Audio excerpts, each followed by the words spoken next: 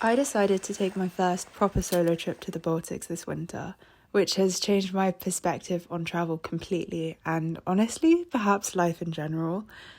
I feel like personally I've spent a lot of time waiting or wishing on the right opportunity to travel, waiting on a friend or a fictional potential partner in order to go traveling, like forming dreams and visions in my head of when I have this, then I'll do it.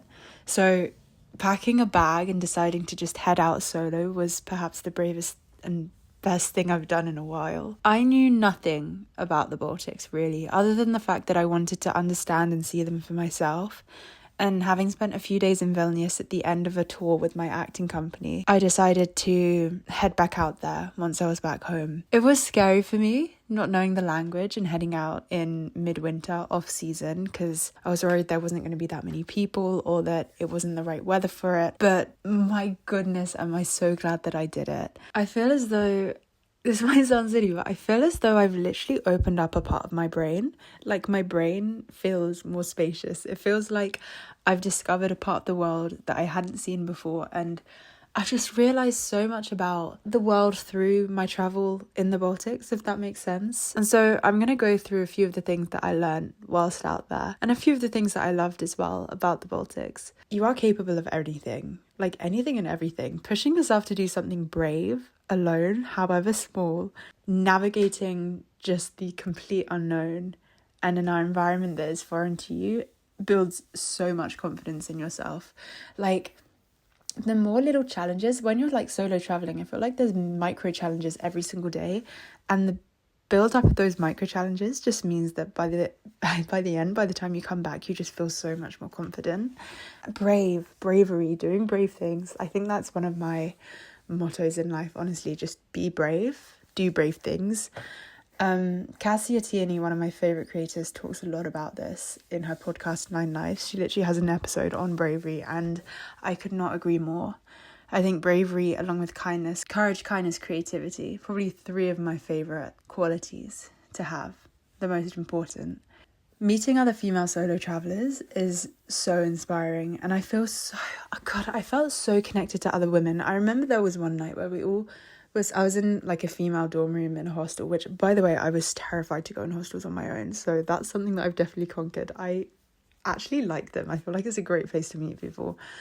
So if you're scared of going to a hostel on your own, just do it. Just do it. Anyway, we were like all sat in a dorm together, and we were just chatting, like 3 women just talking about life. Like, it was so easy for us to connect, chatting about each other's story, and it just made me love, like, just once again appreciate my love for women. And you realize how many, like, there are solo female travelers out there, and it's so inspiring to meet them. Like, I made a really good friend on my trip, who's been traveling for like over 1.5 years, which I just think is crazy, to have that bravery to pack up and like just leave home and just travel. It was really inspiring, honestly. I realized that my peace is in nature. Like, even though I was visiting cities, I would always find the most peace whether I was in like a park inside of one of the places, which there are many, especially Vilnius has lots of parks, which like within the city, some really gorgeous parks.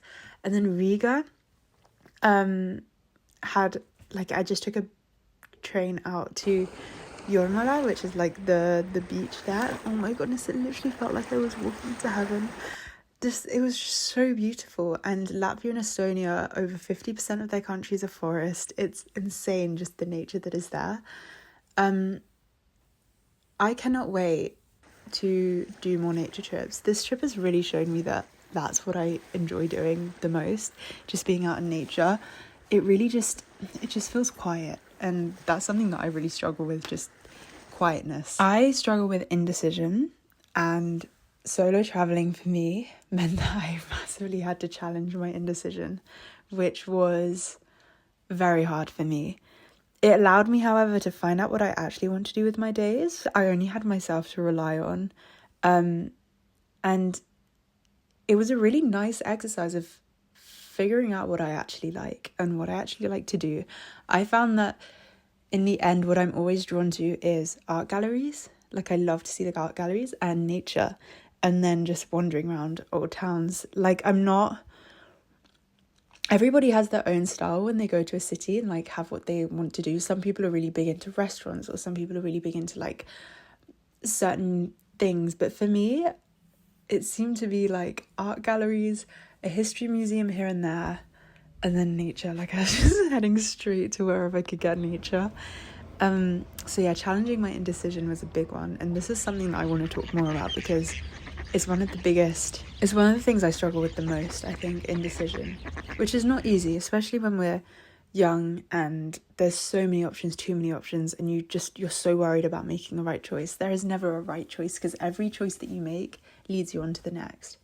It's funny because the Baltics, I learned a lot of history as well when I was out in the Baltics. Obviously, I mean, Lithuania, Latvia, Estonia, they all have a very dark history when it comes to their relationship with Russia and just occupation and a lot of oppression. And I think going to the museums that explain that, going to the war memorials, it was very sobering, and it was especially in the times that we are now. And I think it's so important to learn about the past and just be aware of it. Like just understand what's going on. And I feel like I'm coming back understanding a lot more than I did before.